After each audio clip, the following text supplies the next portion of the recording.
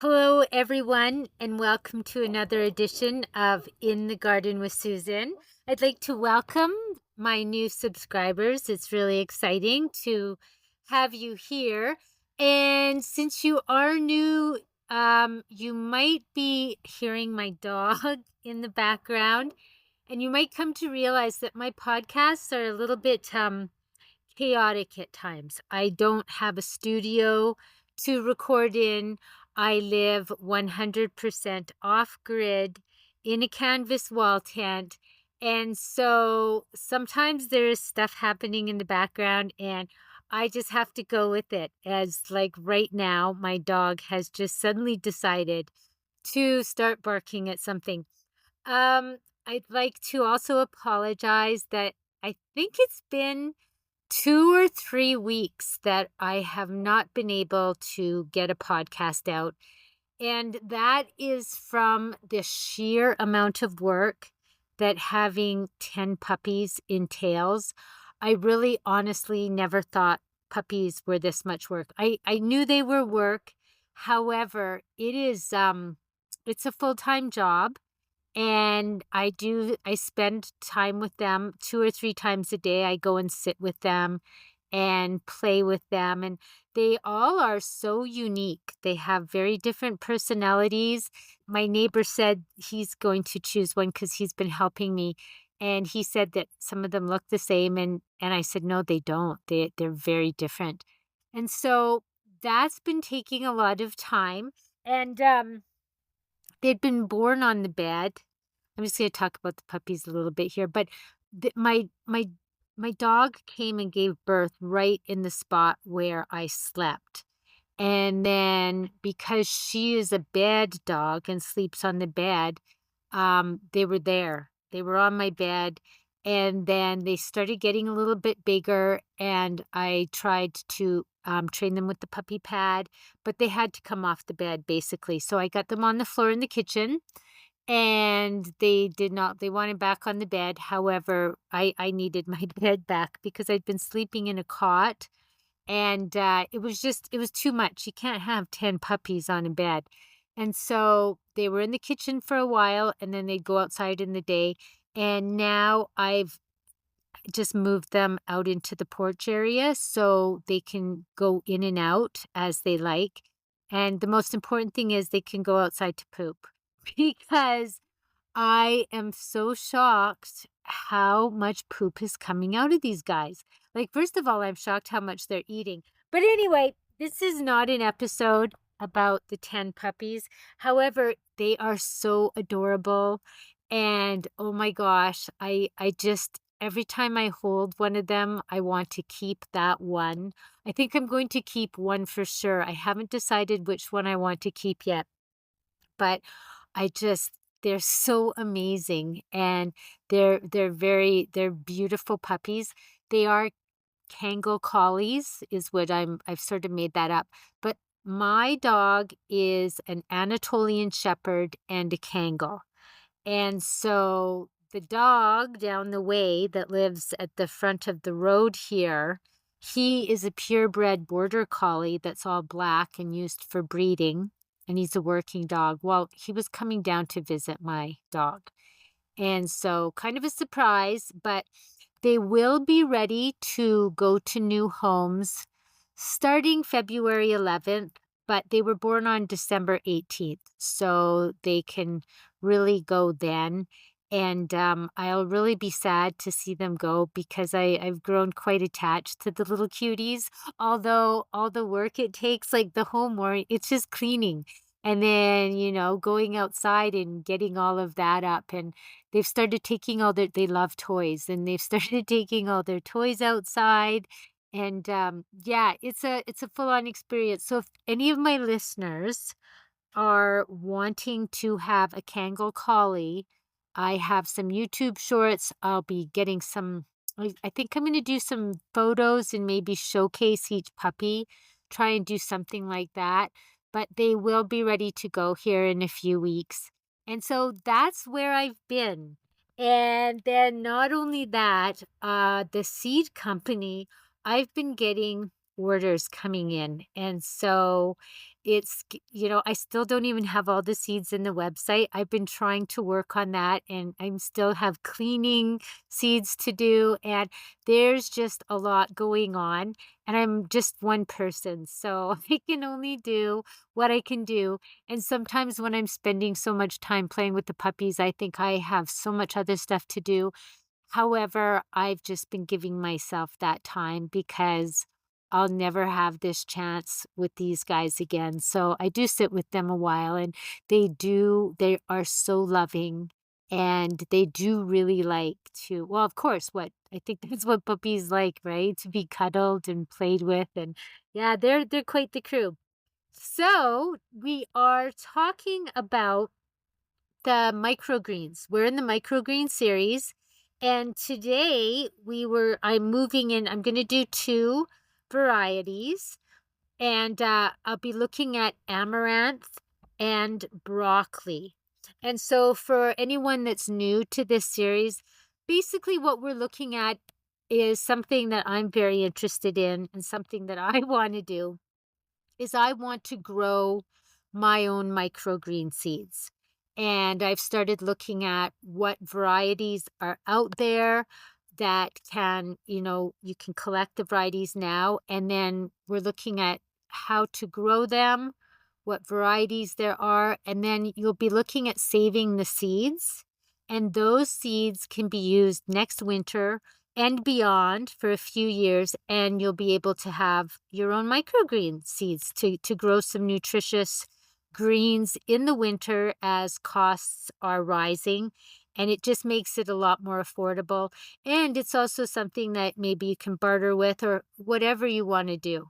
But this is the series. And so the amaranth is a popular choice for microgreens due to vibrant colors and mild earthy flavor.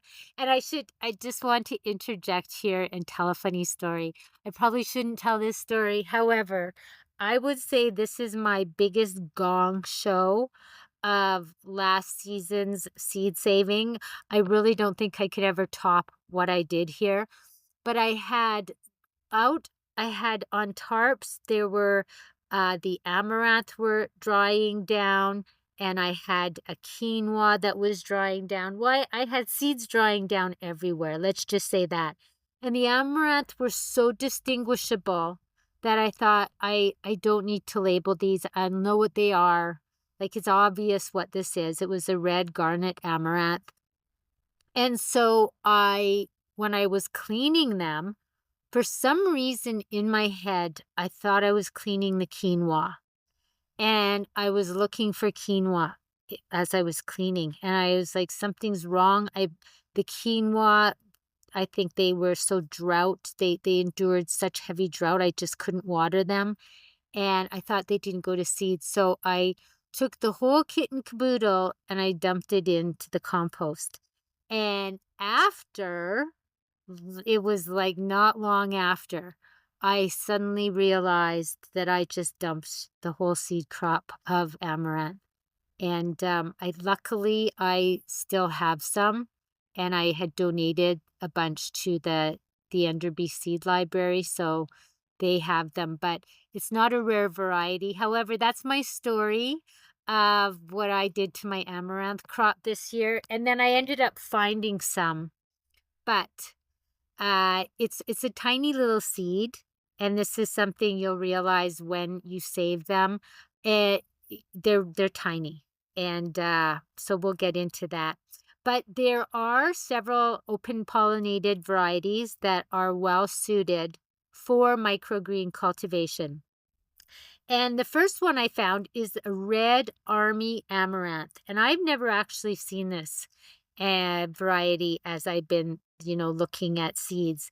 But this is an heirloom variety that is known for its deep maroon coloration, and it performs best as a soil-based microgreen crop. Then we have garnet red amaranth, which my compost is going to just explode with next year. And that features attractive fuchsia stems and leaves. And this open-pollinated variety offers a mild, earthy flavor and unique color, making it a favorite among microgreen growers.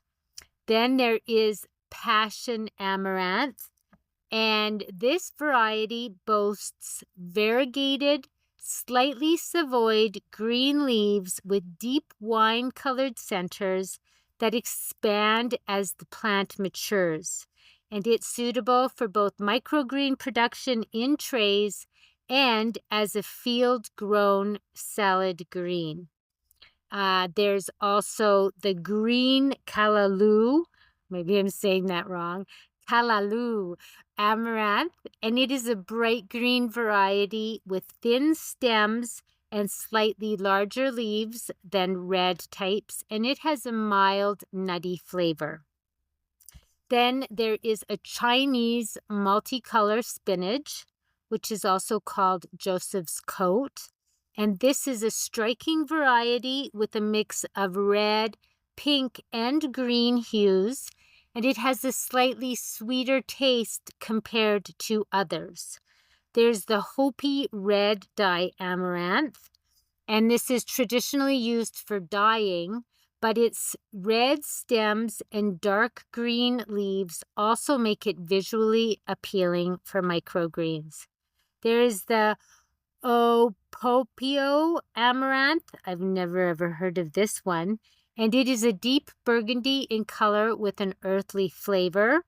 There is Aurora amaranth, and this displays a blend of red, green, and gold hues, giving microgreens a unique multicolored look. And as we're just talking about this, I hope that these are open pollinated.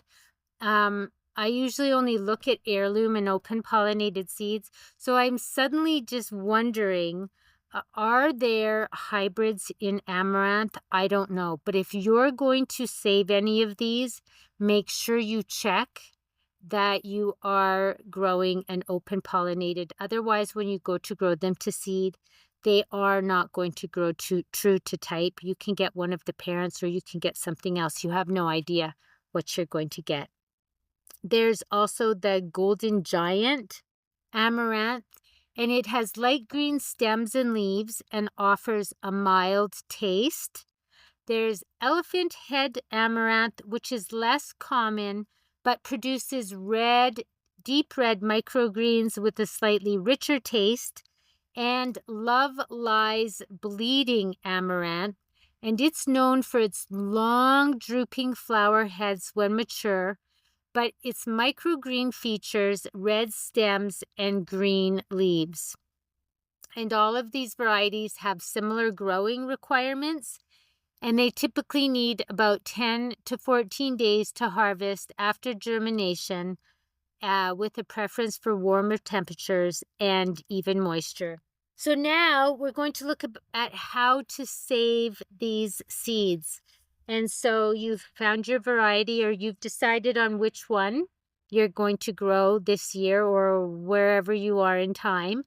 And now we're looking at the, I'm reading out of a book called The Seed Garden, and it is the art and practice of seed saving, and it is from the Seed Savers Exchange. And it's a beautiful book. I highly recommend, if anyone comes across it, that you pick it up. If you're interested in seed saving, that is. It's a really great resource. So growing amaranth for seed. Most cultivated forms of amaranth are frost-sensitive annuals that reliably flower and set seeds in most regions of the United States, and let's just put in Canada, because that's where I am.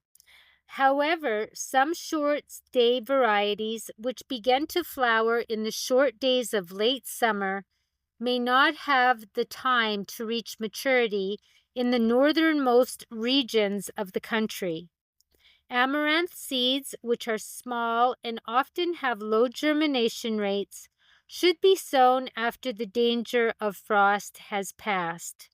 These heat-loving plants generally grow best at temperatures above 25 degrees Celsius, and optimal daytime temperatures for growth are thought to be as high as 29 to 35 degrees Celsius. When grown for seeds, plants should be spaced 6 to 12 inches apart in rows of 30 inches. Closer spacing may result in less branching and smaller plants, but wider spacing often results in large plants with bigger central seed stalks, which is preferable for a small planting from which seed heads will be cut and collected by hand. The cultivated forms of amaranth are wind-pollinated, having male and female flowers on the same plant. Amaranths are primarily wind-pollinated, but because the male and female flowers are held in such close proximity to each other, the plants can have high rates of self-pollination. The wind-pollinated plants in the genus Amaranthus have very fine pollen that is difficult to contain, and because many species within this genus are cross-compatible, most seed savers are limited to growing just one variety of amaranth, or two if one is Amaranthus tricolor in a given year. An isolation distance of 650 feet to a quarter mile between varieties is recommended when saving seeds. While different cultivars of Amaranthus tricolor should be isolated from one another, they do not need to be isolated from other cultivated amaranths or the weedy species of Amaranthus that are prevalent in North America. It is extremely challenging to control pollination in amaranth because the slightest breeze disperses the fine pollen that is produced by the numerous tiny flowers on each plant. The pollen of Amaranthus species can pass through mesh, which makes caging and blossom bagging unreliable methods for controlling pollination. Additionally, amaranth's indeterminate flowering habits make isolation by timing impractical. Isolation by distance is the most reliable method of maintaining pure amaranth varieties. Genetic diversity will be better retained by saving seeds from a population of 5 to 25 plants. Because amaranth continues to flower and set seeds, as long as conditions are favorable, there will almost always be a combination of mature and immature seeds on every plant. So you really can't think about, I'm going to just do different timing, because that's not going to work. One way to determine seed maturity is to shake or rub the panicles with mature seeds, readily dropping their seeds when shaken. Mature seeds are easily lost to shattering and bird predation. If amaranth is being grown as both a grain crop and a seed crop, and maximum yields are desired, whole seed heads can be cut and moved to a warm, dry place for 2 weeks to further drying. Once the harvested panicles are dry, amaranth may be threshed by rubbing the seed heads or by flailing them in a cloth sack or on a tarp. I like the word flailing. Sometimes I'm flailing around myself. Top screening quickly removes most of the shaft. Fan or breath winnowing will carry away any remaining shaft. When stored under cool, dry conditions, amaranth seeds can be expected to remain viable for 5 to 7 years. So there we have it. That's something that I would like to save this year. I actually just got a bunch of seeds in the mail, and I think I think in the one I got from Baker Creek Rare Seeds, I think I got 3 varieties of amaranth. I keep collecting them every year, and I have to decide then what variety I'm saving. But I have some really amazing ones. So we'll see what I'm going to do this year for the amaranth. And now we're going to talk about broccoli. And broccoli is something that it can be an annual, and I think most of these ones that I'm going to look at today will go to seed in 1 year, but we will get to that as I'm sort of looking at the list. So the open pollinated broccoli varieties for microgreens are Waltham 29, and this is a cold hardy heirloom variety developed in Waltham, Massachusetts, and it is known for its mild flavor, tender leaves, and consistent growth. Microgreens from this variety are rich green and have a slightly nutty, sweet taste. Then there's Calabrese green sprouting, and this is an Italian heirloom variety with a history of reliable growth and productivity. It produces dark green, slightly peppery microgreens with a mild cabbage-like flavor, and it is ideal for salads and garnishes. There's also that Di Chico, and I hope I'm saying that right, and it is another Italian heirloom prized for its adaptability and quick germination. Microgreens are tender and slightly sweet with a light earthy flavor. It grows well in various conditions and has a delicious texture. There is purple sprouting broccoli, and this vibrant heirloom variety is famous for its striking purple hue and slightly peppery flavor. Purple microgreens are not only nutritious but add a pop of color to dishes, making them a favorite for chefs and home growers. And another open pollinated type is broccoli rab or rapini, and these are open pollinated and technically more related to turnips, but often grown as a broccoli microgreen. And then there is the green sprouting Calabrese, and it is another open pollinated variation of Calabrese with vigorous growth.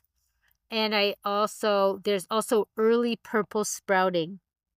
And I don't know if that is related to the purple sprouting. I'm not sure.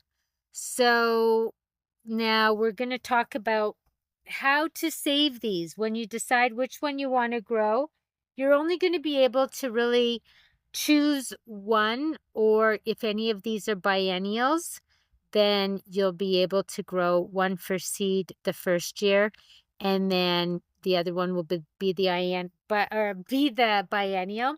But there's a lot to think about when you're saving seed from the brassica family. So these broccoli come under the Brassica oleracea, and it has the largest diversity of crop types among the vegetable species.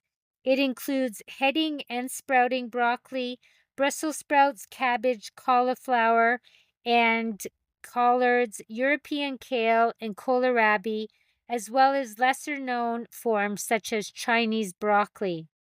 Although most of these crops are biennials, a few are annuals and can produce seed in the one growing season. All forms of Brassica oleracea are cross-compatible, and isolation needs to be managed thoughtfully. But because most are biennials and will not flower until their second season, a gardener can grow multiple varieties for eating while simultaneously growing only one for seed saving. Most of the cole crops are biennials. However, a few can produce seeds in just one season, primarily heading broccoli. As a general rule, flowering in most annual types of Brassica oleracea is promoted by vernalization, but the cold requirement is minimal. These plants may require exposure to temperatures below 10 degrees Celsius for 1 to 4 weeks before they will flower. In the cases of heading broccoli and Chinese broccoli, the production of edible flower buds indicates successful vernalization.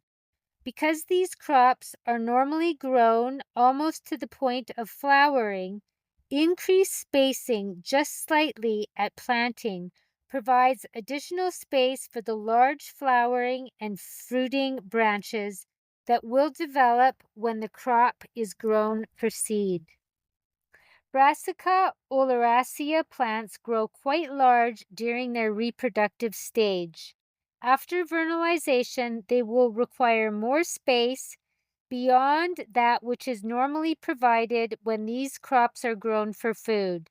Typical spacing for second-year biennials is 8 to 24 inches between plants in rows that are at least 36 inches apart. Brassica oleracea is insect pollinated, so the recommended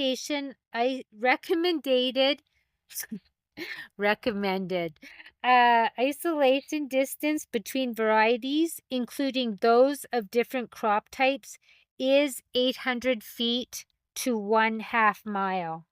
Only plants that are flowering need to be isolated from each other.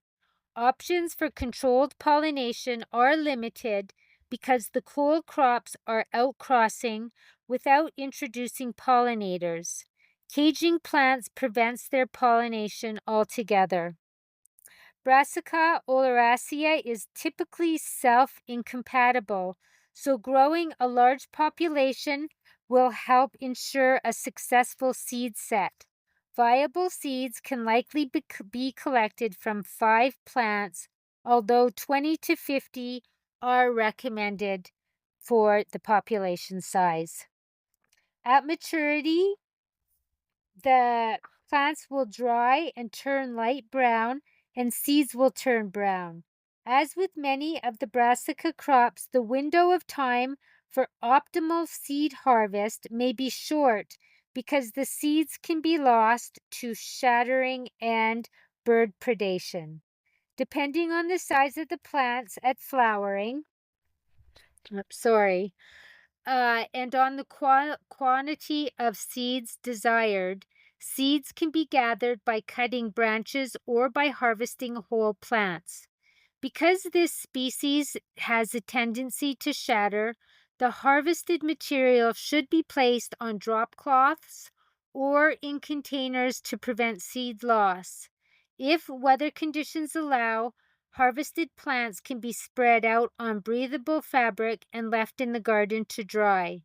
Otherwise, they should be moved to a protected area for further drying. Depending on the moisture level of the plants at harvest, plants should continue drying for 1 to 5 days or until too hard to be dented with a fingernail. Cleaning and storage. Brassica oleracea can be threshed using one of several methods. Small lots and cut branches can be threshed by hand by rubbing the I can't even say this word, silicuse between one's hands or against any surface that will cause them to break open. If the pods are dry, they will release their seeds easily when threshed. Larger lots and whole plants can be placed in a large tub or on tarps and treaded upon, or they can be beaten against the inside of a garbage can.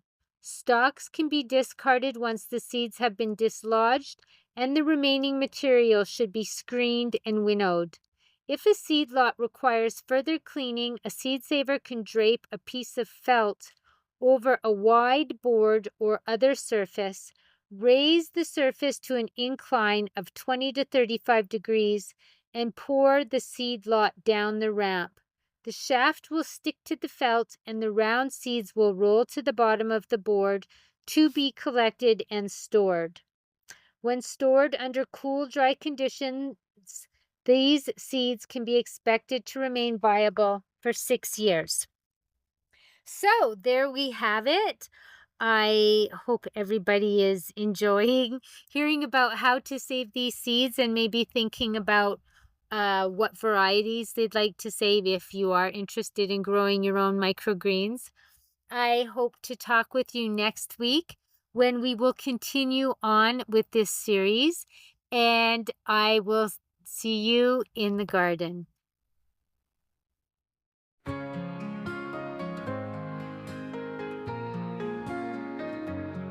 Water the soil each and every day. Tiny seeds find their way. Amaranth and broccoli too, bursting colors coming through. Sunlight streams its golden light.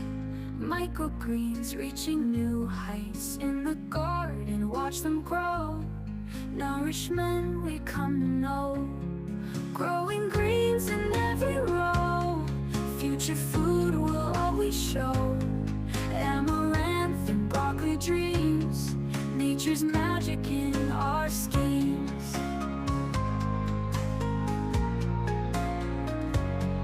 Healthy hearts and vibrant hues. Microgreens bring endless views. From the dirt to our plate, seeds of life we celebrate. Sprouting seeds with tender care. Crops of love beyond compare. Year by year they sprout anew. Harvest joy in all we do. Growing greens in every row. Future food will always show. Amaranth and broccoli dreams. Nature's magic in our schemes.